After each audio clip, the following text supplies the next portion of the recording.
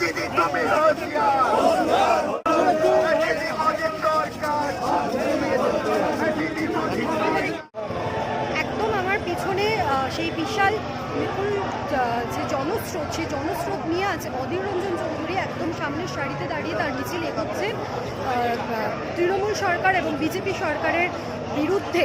রাজ্যে যে দুর্নীতি একের পর এক হয়ে চলেছে, সেই দুর্নীতির বিরুদ্ধে, চিটফান্ড কাণ্ড, এই সব কিছুর বিরুদ্ধে আজকের এই মিছিল। তারা কংগ্রেস ভবন থেকে এই মিছিল শুরু করেছে।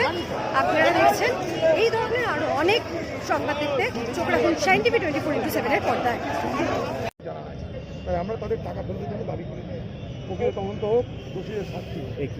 অজিতা, বিধানসভা নির্বাচনের আগে বাম কংগ্রেসের জোটে তারা কি রাজ্যের যে ইস্যুগুলো, কেন্দ্রীয় সরকার রাজ্য সরকার ইস্যু নিয়ে কফি নেমে মানুষের পাশে দাঁড়াতে চাইছে? দাঁড়াবে না, কি করবে? ঘরে বসে থাকবে? দাঁড়াবে তো বটেই, কিন্তু এটা তো একটা রাজনীতি ইস্যু। একদিকে দেখা যাচ্ছে তারা প্রচার করতে নেমে পড়েছে, কিন্তু বাম কর্মী এখনো প্রচার করতে প্রচার করতে নামেনি। আমাদের চোখে চশমা লাগবে তো কি করবে? কোথায় প্রচার হচ্ছে? একসাথে প্রচার হচ্ছে না, সারা পশ্চিমবঙ্গ জুড়ে প্রচার হচ্ছে। একটা দাবি হচ্ছে কুর্মী সমাজকে শিডিউল ট্রাইব হিসাবে স্বীকৃতি দেওয়া হোক।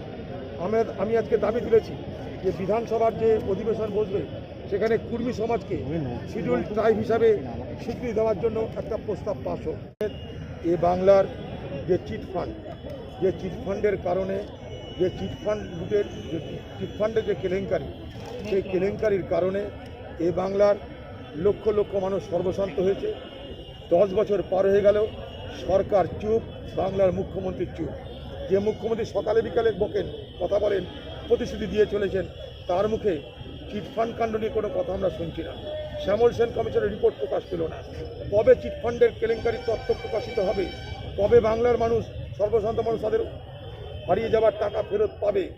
রাজ্য কেন্দ্র কি করছে, কি চাইছে, কি ভাবছে, আমরা সব কিছু জানতে চাই। কারণ এই চিটফান্ড কেলেঙ্কারি সারা ভারতবর্ষের একটা বৃহৎ কেলেঙ্কারির মধ্যে গণ্য হয়।